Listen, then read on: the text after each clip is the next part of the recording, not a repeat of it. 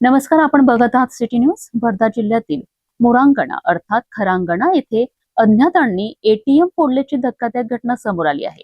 विशेष म्हणजे ATM machine जळालेल्या अवस्थेत आढळल्याने परिसरात मोठी खळबळ उडाली आहे. घटनेची माहिती मिळताच पोलीस, अग्निशमक दल, श्वान पथक आणि फॉरेन्सिक पथक घटनास्थळी दाखल झाले. पाहूया सविस्तर रिपोर्ट. वर्धा जिल्ह्यातील मोरंगणा अर्थात खरांगणा येथे अज्ञात चोरट्यांनी एटीएम मशीन फोडल्याची घटना रात्री उघडकीस आली आहे.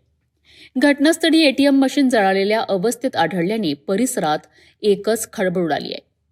एटीएम मधून धूर आणि आग दिसत असल्याची माहिती मिळताच पोलिसांनी तातडीने घटनास्थळी धाव घेत अग्निशामक यंत्रणाच्या सहाय्याने आगीवर नियंत्रण मिळवण्याचा प्रयत्न केला.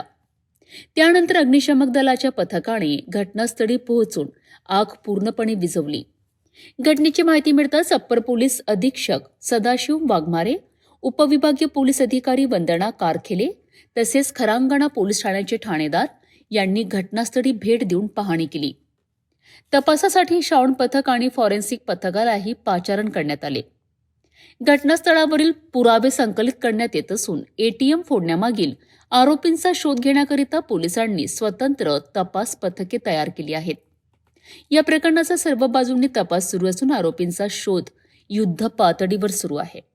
मोरंगणा येथील एटीएम फोडण्याच्या या घटनेमुळे परिसरात भीतीचे वातावरण निर्माण झाले आहे.